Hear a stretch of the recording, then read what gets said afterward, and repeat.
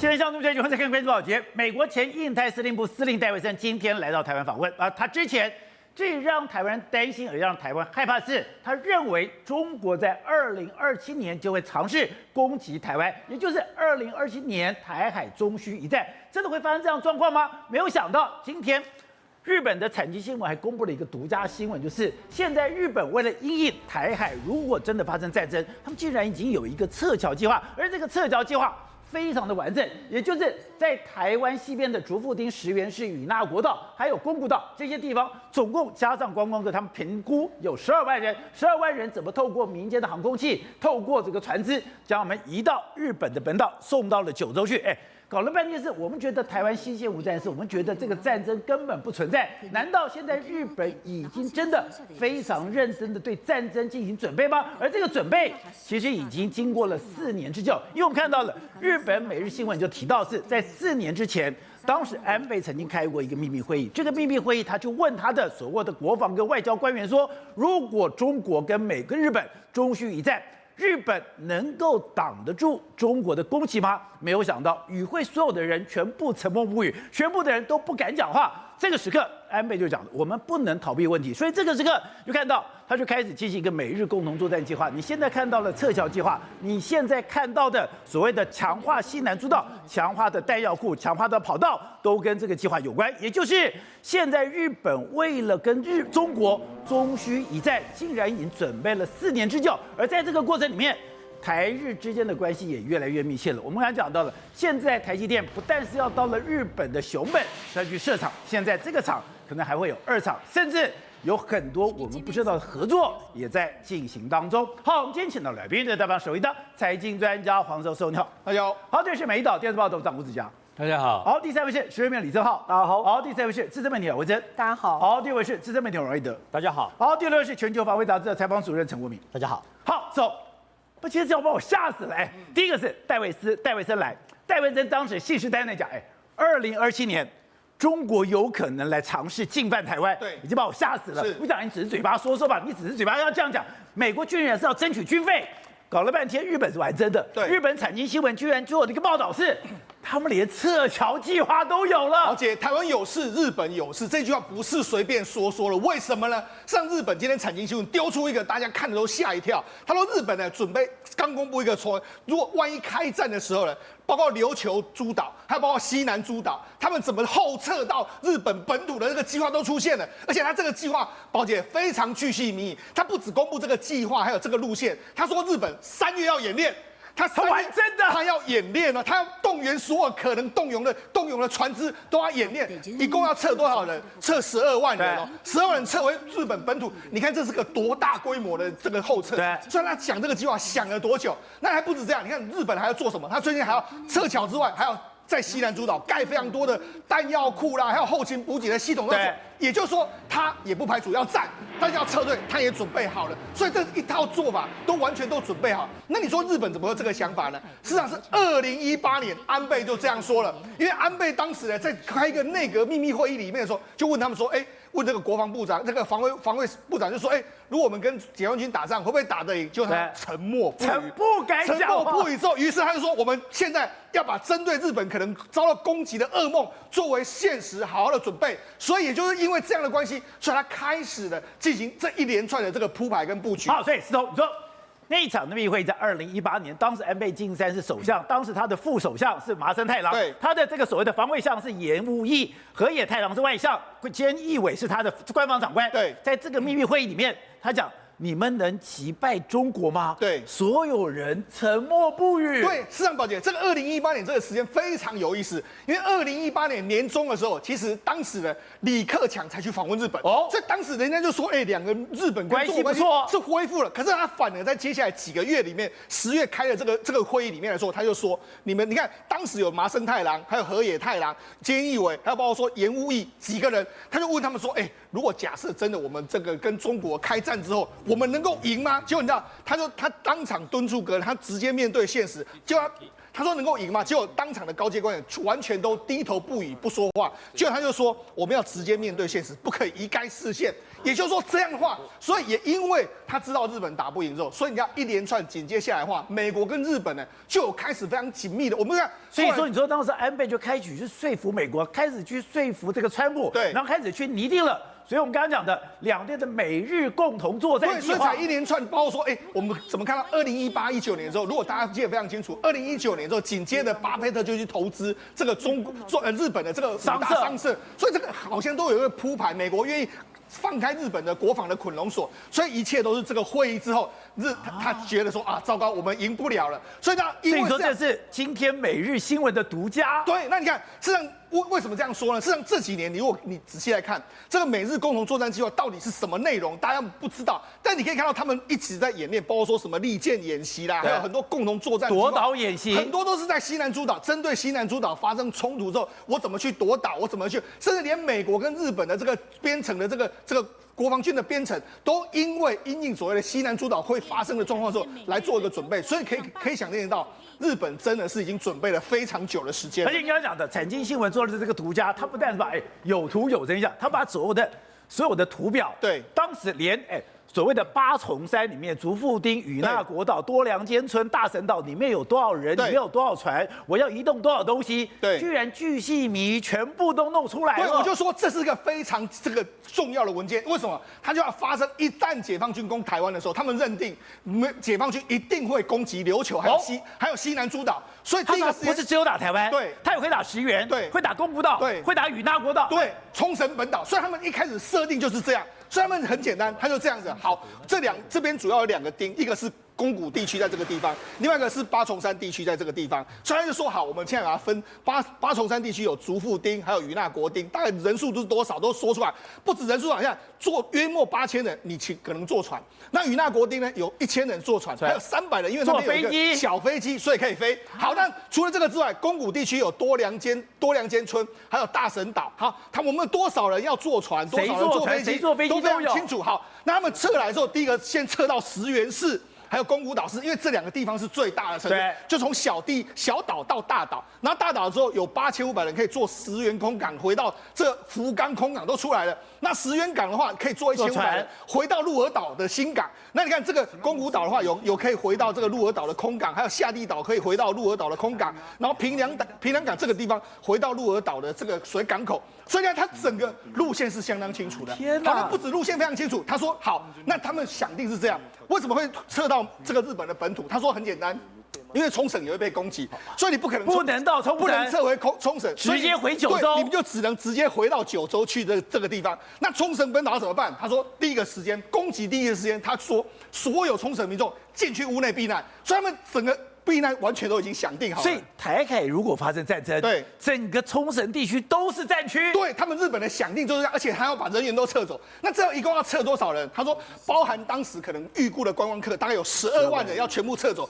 所以他们就说，他们3月中旬，除了政府和这个冲绳县外，与那国岛和其他离岛的5个城市会使用私人通讯系统，还有私人飞机，还有船只进行快速演练的试验。所以他不是随便说，他是要真的演练，而且他说，目前为止来说，我们最大的力度是一天能够疏散约莫2万人。对，那我们现在还要再加强这个所谓的未来的飞机的数量，还有船舰的数量，务必要在几天之内把这12万人全部都要送回九州。你知道日本是他们是认真的在考虑这件事情。所以我讲，我们还觉得台湾是西线无战事，中国到底会不会打台湾，我们还是觉得是一个大的问号。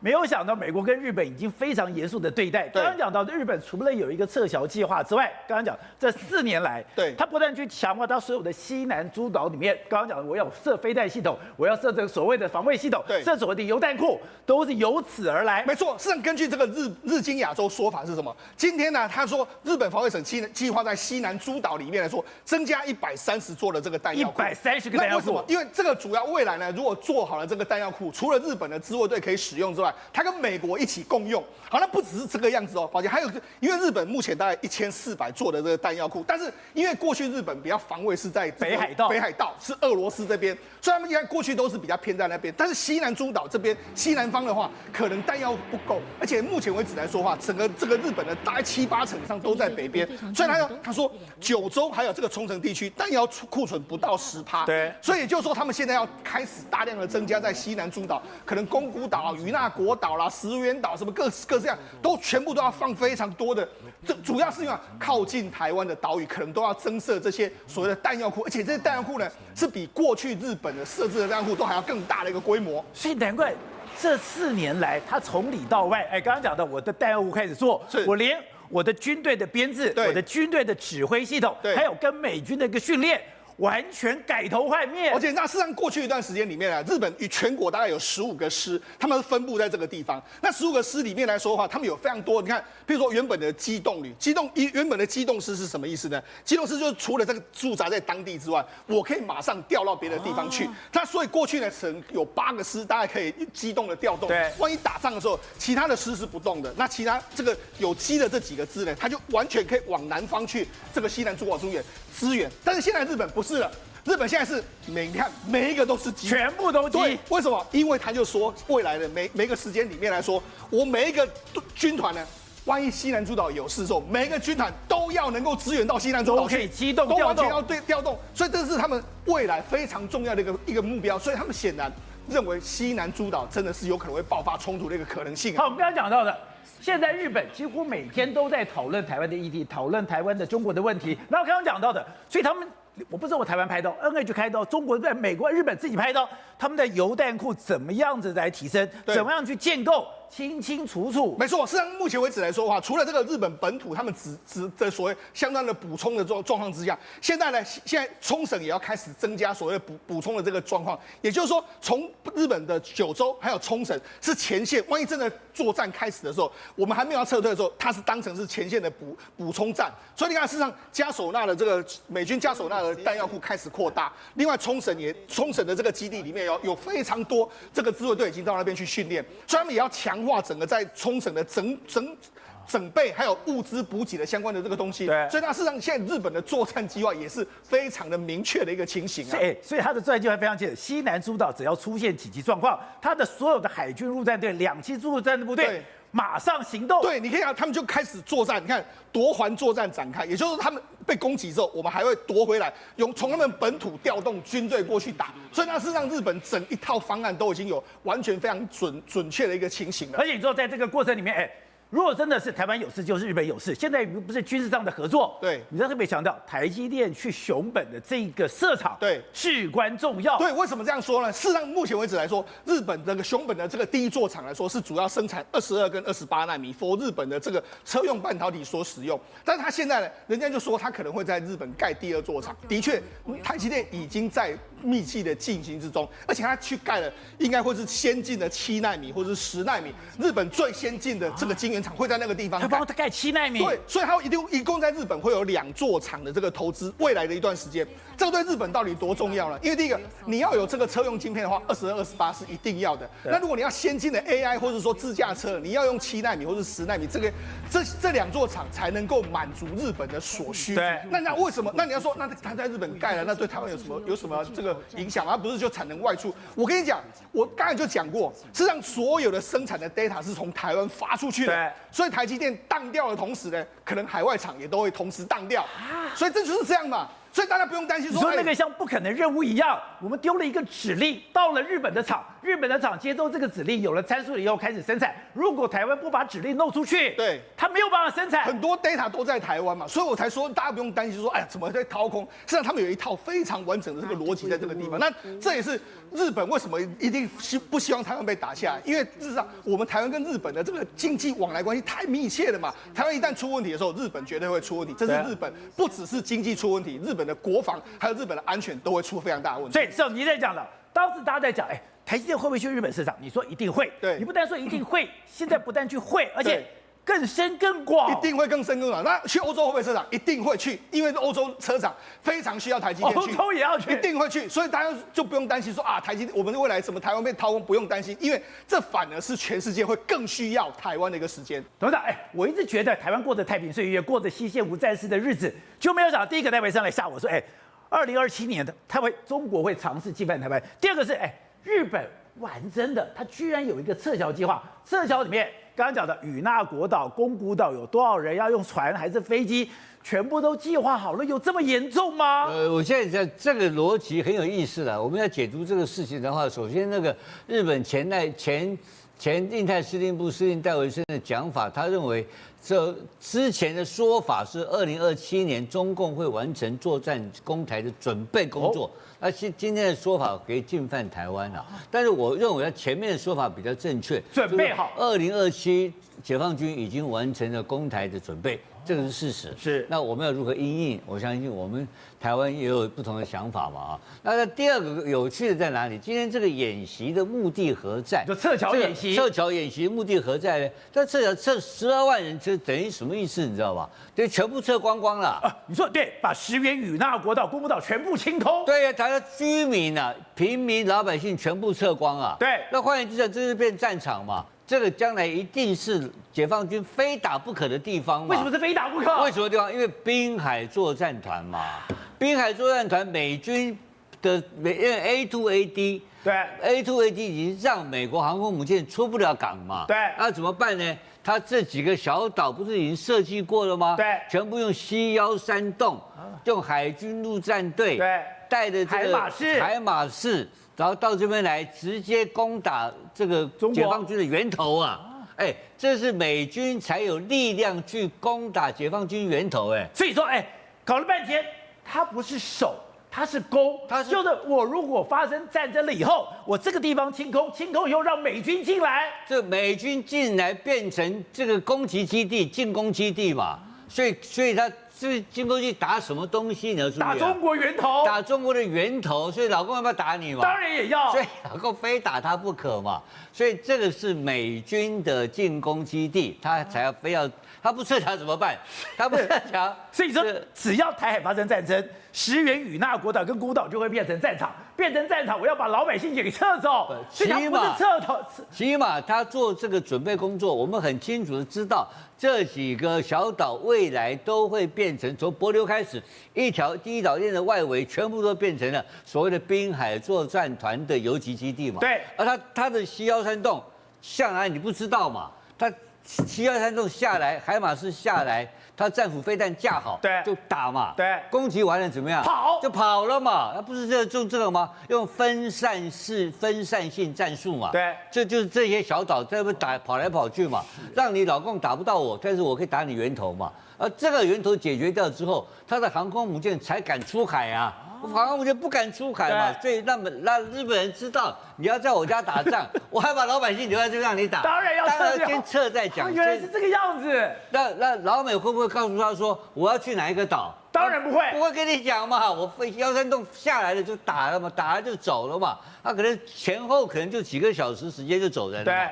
对不对？所以这个这么重要的这个机密作业，日本人不会知道，所以他先演练，先清空再说。先演练，如果有这个演习开始，他先演习嘛。对，先演习让他能够疏散的力量，他的作业的能量，他的运输能量要建立起来嘛。是。那这后续老美交给你就完了嘛，跟他没关系嘛，对不对？他怎么可能去打源头呢？对不对？是。只有美军有能力，但美军会不会打这个源头也不一定。不知道。到时候不知道，因为以俄乌战争来看的话，他搞不好把台湾放鸽子也不一定呢，我们不知道。但起码日本人有这个对这个目前西太平洋要破这中共的 A2AD 美军的准备工作是否开始有做这个计划，这是不变的事实嘛。而且你昨天还谈到一个非常关键，就是现在美国当然是要拉帮结派，美国在拉帮结派的过程里面，他手上有一个非常重要的牌，没想到是我们的台积电，因为。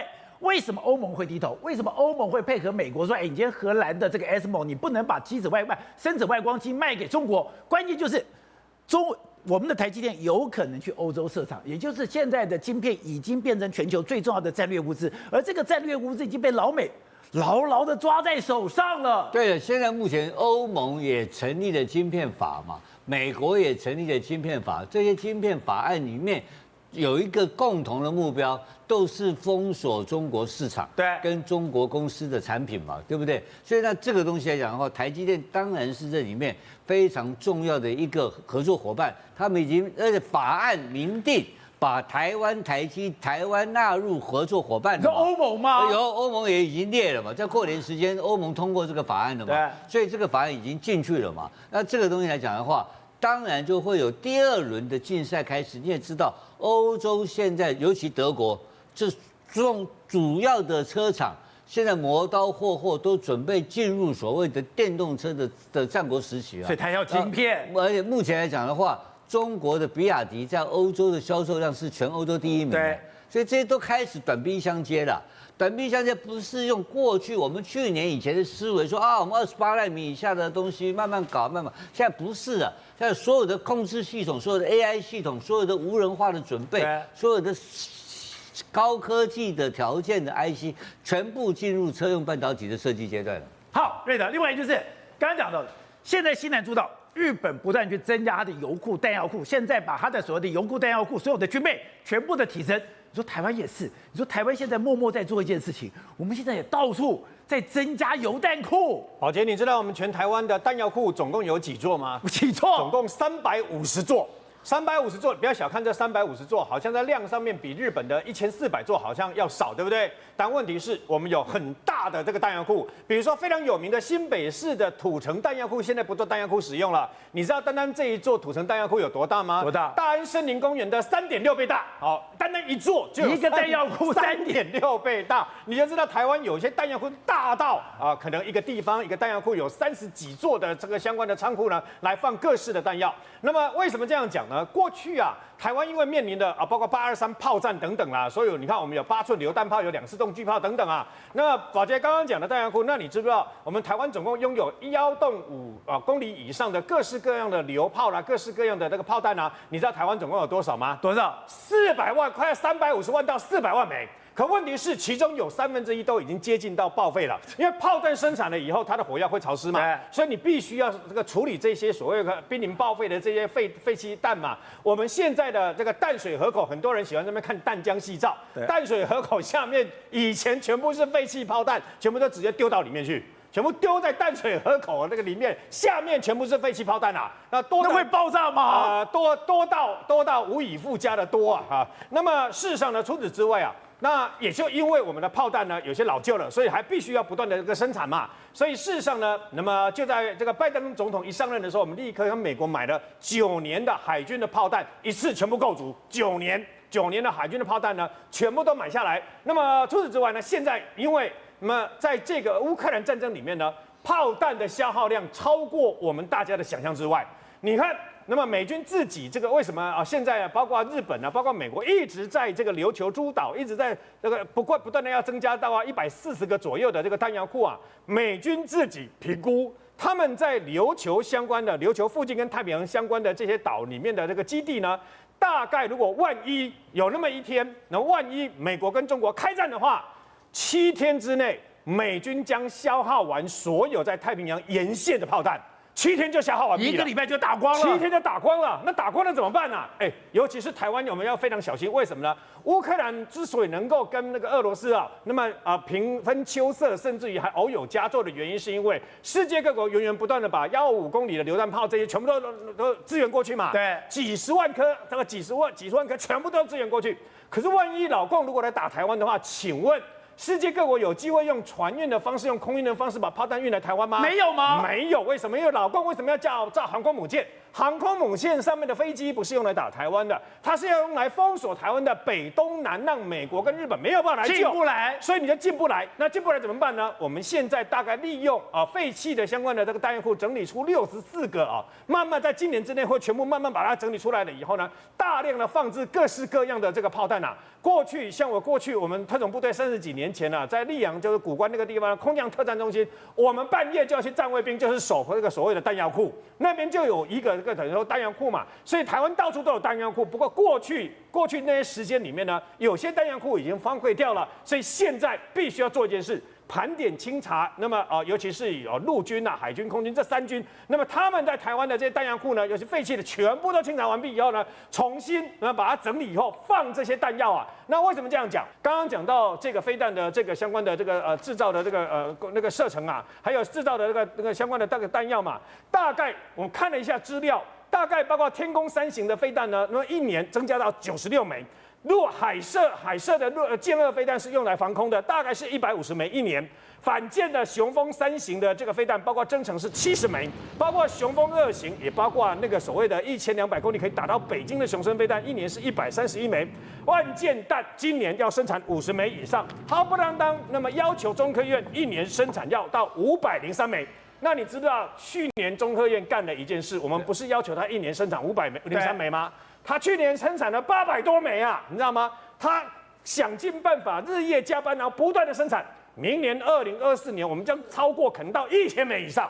所以事实上，台湾为什么要弄那么多？就是为了因应可能的这个等于说，那么相关的这个中共万一哪天犯台嘛。所以台湾不是只有飞弹岛、刺猬岛、豪猪岛而已，未来整个台湾包括飞弹、火箭弹、炮弹、手榴弹跟子弹这5弹齐发，台湾有可能成为整个亚洲最大的弹药库。好，国民，之前有一个日本的自卫队退役中将写了一个台湾有事，日本眼中的台湾地缘重要性。就我刚刚从这本书里面，他搞了半天是，我以为说只有台湾或者日本加起来就不错了，甚至日本跟台湾我们之间有火力、有相互支援的关系。可在这本书里面，把印尼都加进来了，所以就知道为什么日本要去卖给印尼这些类似海巡船这些东西。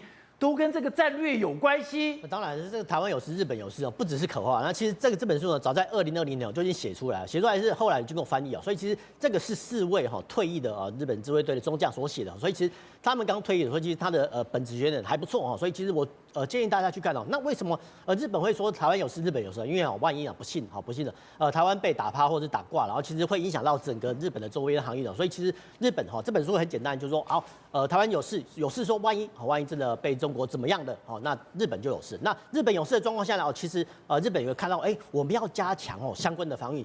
要怎么加强相关的防御呢？其实日本它那个叫西南诸岛冲绳这个地方很有趣。那冲绳这个地方呢，距离上海、东京跟台北它是等距的所以其实等距的话，其实在这方面其实早在日本在2016年这在他们的国境之西与那国岛设什么呢？设哨戒站哨戒站就是监听站，因为你要先听到跟看到才知道。监听站，监听站，他们叫哨戒哨戒站那后续呢，日本人又在2019年在宫古岛跟与那国岛建什么呢？建防空飞弹，因为你要先撑起一把防空伞防空伞之后呢，开始建所谓的反舰飞弹，然后反舰飞弹我们就可以看到说这个图原来是这样子的。左边这个图是说介绍的其实台湾的防空飞弹密度是世界上数1数2的不只是天宫2型、天宫3型还有爱国者2型、3型，还有爱国者增程型这些的密密麻麻的其实是算是世界上最棒的一些防空飞弹系统这个国外智库都有评估但是呢，其实能够防卫自己还不够啊。其实我们还有雄风2型跟雄风3型飞弹那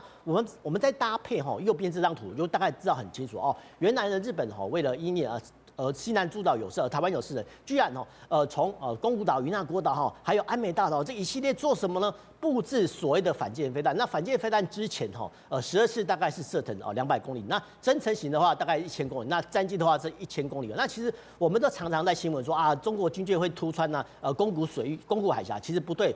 那叫宫古水道，宫古水道130公里宽所以其实飞弹的射程越长其实它的涵盖面比较够那其实日本之外呢，我们看到说我们台湾的日本的与那国岛好像跟我们宜兰苏澳很像，机场没有错。其实，在西南诸岛这一块，对，如果说在这个地方呢，我们再把那个雄2、雄3的飞弹反舰飞弹射程再画一个扇形火力范围。那基本上呢，就可以构成日本跟台湾区域联防那当然这个是必须在可能在美军的指导下才有这种效果。因为其实不管中国军舰要突穿第一岛链还是说他们要威逼台湾其实都可以用这个反舰飞弹来作为一个吓阻那除了日本加强自己的军备之外，其实日本现在也跟美国一样拉帮结派做什么呢在2007年其实日本呢就出售，而不是出售，基本上就是半相送给印尼这个3艘哈，这个巡视船。那巡视船做什么？其实基本上哦，这些巡视船哦还不错哦，都还不错。那这些巡视船呢哦，都让这个印尼去做哈，印尼去巡逻。那印尼是一个万岛之国，那它的经济海域巡逻非常好。那除了印尼之外哦，日本呢也给菲律宾哦，也给越南哦相关的巡视船哦。那日本呢更有趣的，居然是给了越南什么岸基雷达。岸基雷达做什么？就是让越南可以沿着整个南海去监看中国的动态。那当然了，对越南来讲，它还是有好处的，因为你日本给我军备装备，我可以节省建军成本，但是呢，我帮你看住中国的舰艇动态，这个是双方有互惠的。那其实我们不要小看菲律宾，那其实菲律宾除了跟日本拉帮结派之外，其实他们自己加强国防，它居然是跟印度采购什么？布拉莫斯巡弋跟反舰飞弹，所以其实这些周边国家呢，不管是用反舰飞弹、巡弋飞弹，还是说巡视船呢，都把整个南海看个严严密密的。